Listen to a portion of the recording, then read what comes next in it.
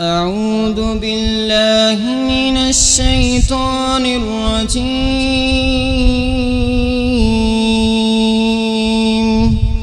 بسم الله الرحمن الرحيم.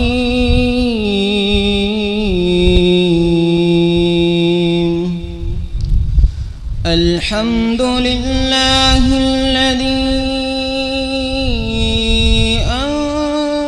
أنزل على عبده الكتاب ولم يجعل له عوجا قيما لينذر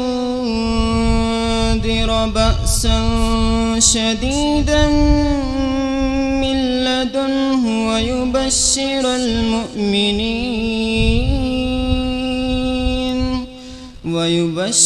المؤمنين الذين يعملون الصالحات أن لهم أجرا حسنا ماكثين فيه أبدا وينذر الذين قالوا اتخذ الله ولدا ما لهم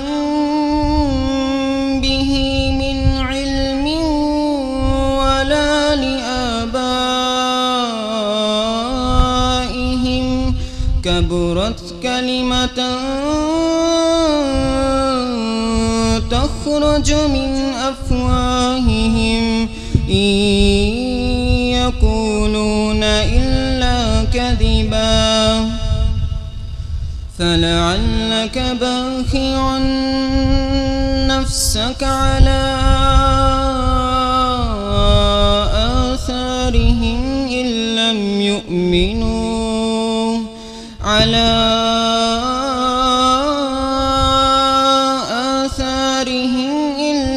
يؤمنوا بهذا الحديث أسفا إنا جعلنا ما على الأرض زينة لها لنبلوهم أيهم أحسن عملا وإنا لجاعلون ما عليها صعيدا جرزا أم حسبت أن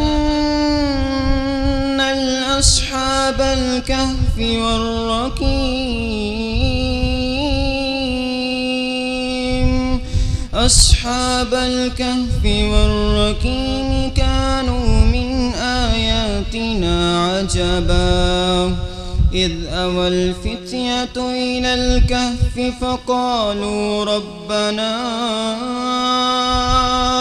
آتنا من لدنك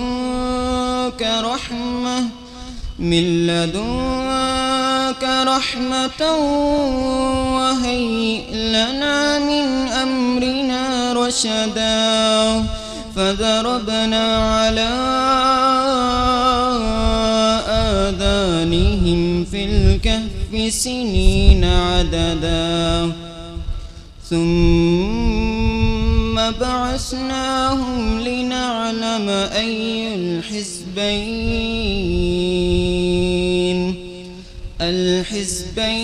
أحصى لما لبثوا